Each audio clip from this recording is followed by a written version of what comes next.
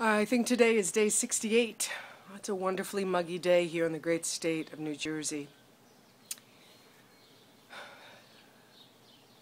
Today I want to talk about hope. My friend's son is mourning the loss of a friend that took his life through suicide the other day. And we were just talking about the cause and how a lot of people feel hopeless right now. And guess what? There are just as many people that feel very hopeful. What's the difference?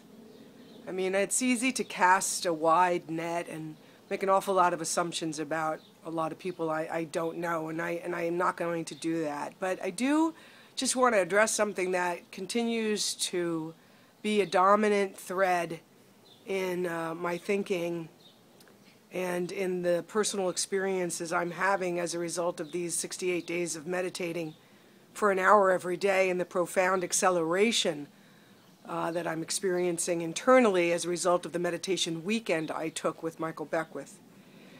And that is the biggest thing that's happening, and that has been happening, and that needs to happen, is the inward journey. What that means is we are waking up, sometimes painfully, to a very important awareness and understanding, and that is that the template that we've been resting our lives on, the values, the principles, the formula that we've been told is the one to use to have a successful and fulfilling life, turns out to be outdated. And the crux of that formula has us resting all of our needs and all of our senses on the what I call world of effects, the external world, the material world. And what we're seeing is that that material world is collapsing under the weight of its own outdated matrix.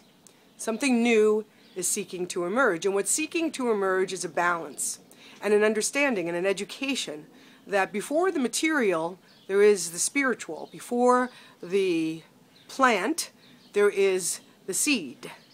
And we are witnessing with a deep sense of profound awe the full collapse of much of the infrastructures that we have used for our own lives.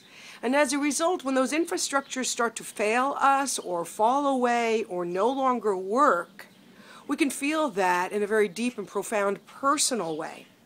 And if those outer structures, as they fall away, collapse, die away, don't offer a bridge to the new way, that can make us feel very hopeless and confused and uncertain and insecure and undecisive, and all of the many feelings and emotions that many of us are going through right now. And so what's an answer? Well, I know for sure one answer is the inward journey.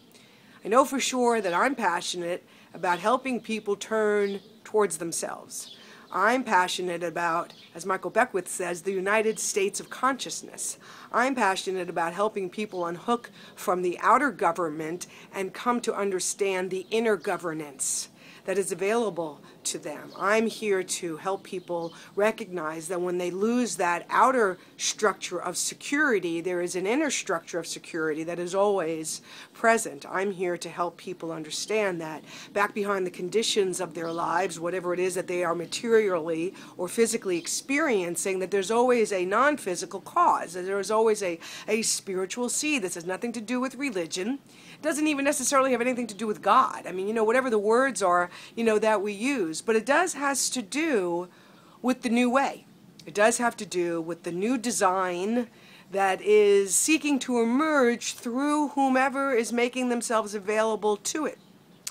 And so that's what I'm inviting you to do today, and I'm beginning to recognize and design some things that might be all about this, whether it's a new radio show, a new class, a new retreat theme, who knows. But I know that this is really something that is necessary, and these young people that are so depressed and feeling very hopeless as they look out into the world and wondering what the hell's going on.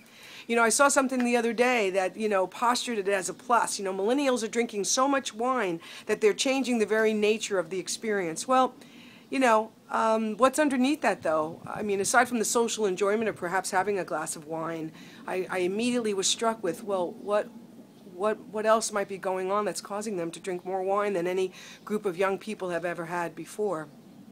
So today, I want you to be mindful of where you might be resting your security, your sense of self, your good, outside of yourself. And where might those structures be falling away, collapsing, weakening, and how might that be causing you concern, worry, freak out, hopelessness, doubt, fear, and to just be mindful that that's happening. And to be mindful that that's not necessarily presenting you with the entire picture. And that oftentimes things are falling away or dissolving or ending as a prompt to create a space for something new to emerge, as a prompt to turn away from the world of effects and the conditions and turn back towards your soul, back towards your heart. Take a fine-tooth comb through your thinking and your belief system and to really assess. Take the time to really address and assess what's true for you today. What may no longer be working for you?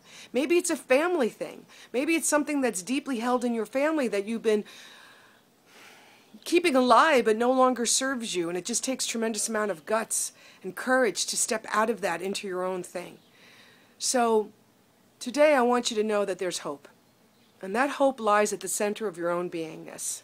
And there's something that's breathing you, something that's beating your heart, something that is the cycles of the ocean and the tides and the waves, something that holds all the planets in place, some intelligence that rises the sun, something that packed the rose into the seed, something that packed the tomato into the seed, something that we can't see that cracks that seed open and draws forth that bloom through the density of the cold, hard dirt.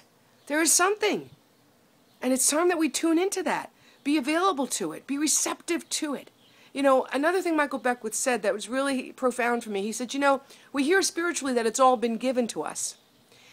And our spiritual practices, whatever they are, meditation, prayer, walking in nature, yoga, whatever they are, but our practices put us in a receptive mode for whatever has already been given. And it's been given from the invisible realm. It's not something we're necessarily going to see originate from the outer world of effects. Certainly not all the time. But I'm just saying, if you're finding yourself looking outside yourself going, what the hell's going on?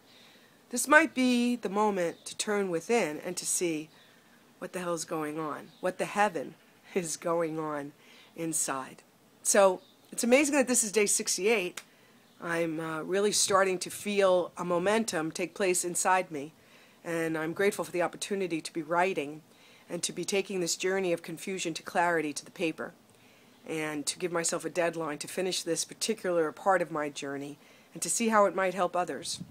So if you have any suggestions or ideas, or if anything I've said is of interest to you, a coaching group or a class or a workshop or a retreat or a podcast, please let me know.